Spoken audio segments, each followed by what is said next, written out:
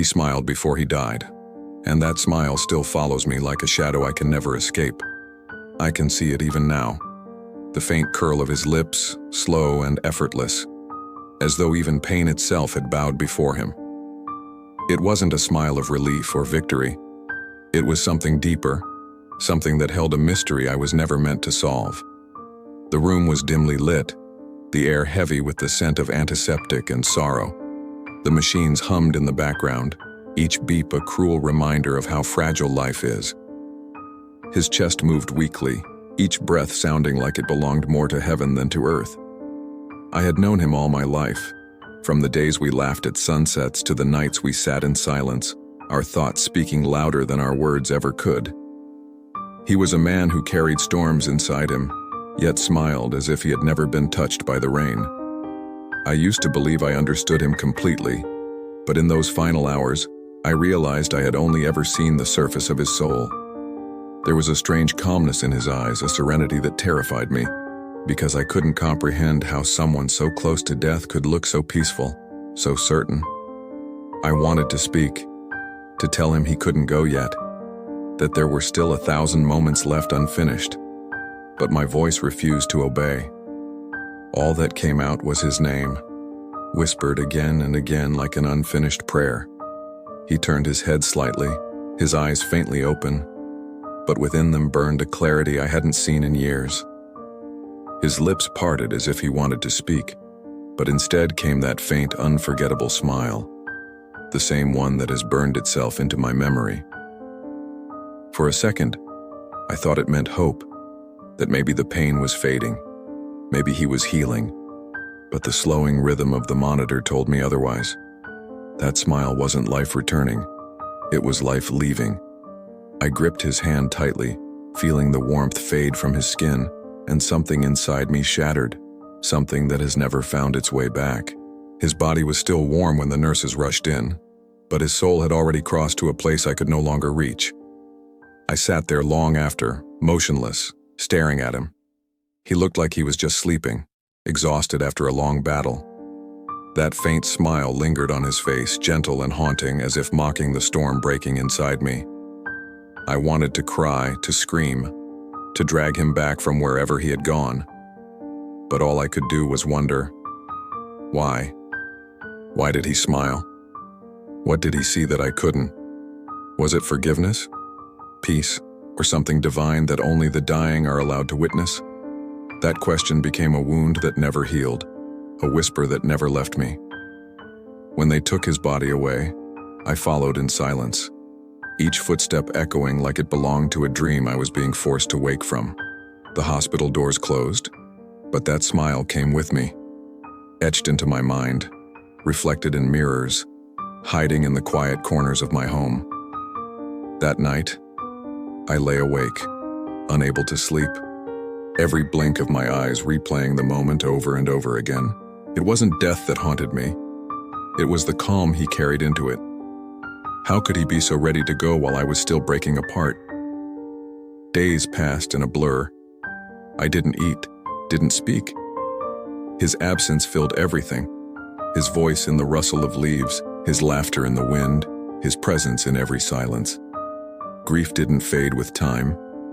It only changed shape, turning from pain to guilt, from guilt to love, and then settling quietly somewhere deep inside me, where it still lives.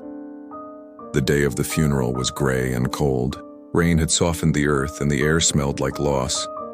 People whispered prayers and kind words, then drifted away one by one until only I was left, staring at the fresh mound of earth.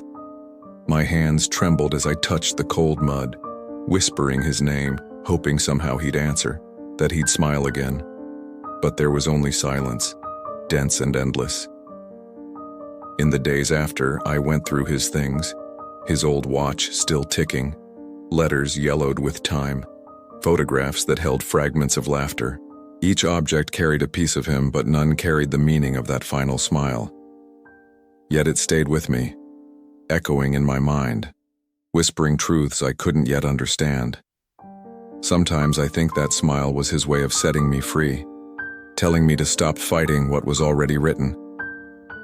Other times I feel it was a promise, that even though he was gone, he would never really leave. Even now, years later, I sometimes wake in the middle of the night, drenched in sweat, because I can sense him near me, sitting quietly at the edge of my bed like he used to when life was simpler. He doesn't speak. He just looks at me, wearing that same peaceful smile that both heals me and breaks me.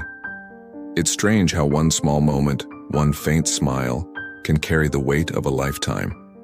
Every person I meet, every goodbye I say, every silence I live through reminds me of him. Sometimes I wish I could forget, but a part of me knows I never truly want to, because that smile, as painful as it is the last piece of him that still belongs to me. It's both my curse and my comfort. Years have gone by, and yet that smile still lingers.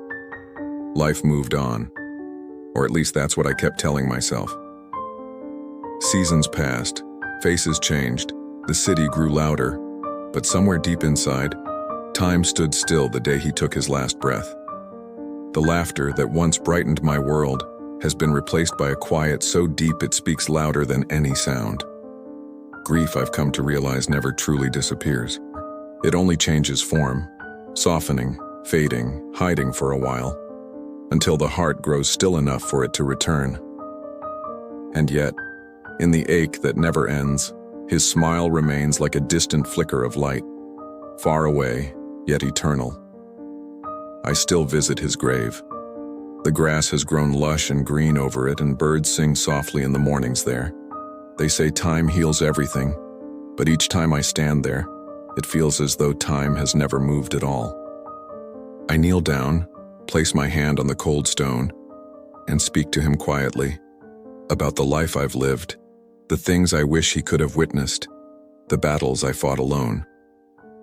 I tell him about the mornings when I wake and still reach for someone who isn't there, and how sometimes when I smile at strangers, it's really him I'm smiling for. Love is strange that way. It keeps breathing even after the heartbeat stops. One evening, I sat by the window watching the sunset, the same kind we used to watch together. The sky was aflame, gold and crimson melting into one another, and for a moment the air turned completely still. Then I felt something, warm, familiar, gentle, like the touch of his hand on my shoulder. I didn't hear his voice, but I felt his presence, calm and close. And in that quiet, I finally understood what that last smile meant. It wasn't a farewell. It was a message, a silent promise that peace exists beyond pain, that love doesn't die even when we do. It took me years to understand that he hadn't smiled because he was leaving. He smiled because he knew that even when he was gone, he would never truly be gone. For the first time in years, I smiled too.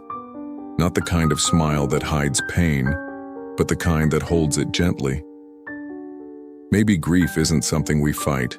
It's love with nowhere left to go. I learned to live with it, to let it sit quietly beside my joy, to let it breathe instead of pushing it away. Now each night when I look up at the sky, I search for the brightest star. I like to believe it's him, still watching, still smiling, still keeping his word. When the wind brushes past my face, I whisper a prayer, not of sorrow but of gratitude, for the love that showed me what forever really means. Maybe one day when my own time comes, when my last breath leaves my lips and the world grows dim, I'll see that same smile again. Maybe he'll be there, waiting, peaceful and radiant, just as I remember him. And in that final moment, I'll finally understand everything. Because some bonds are written beyond the limits of life, and some smiles never fade. They simply wait for us to find our way back. And when I meet him again, I won't cry. I'll just smile back. Because that haunting smile wasn't the end of his story. It was the beginning of mine. Thank you for listening. If this story resonated with you, I'd be so grateful if you'd like and subscribe. Your support means the world. Take care.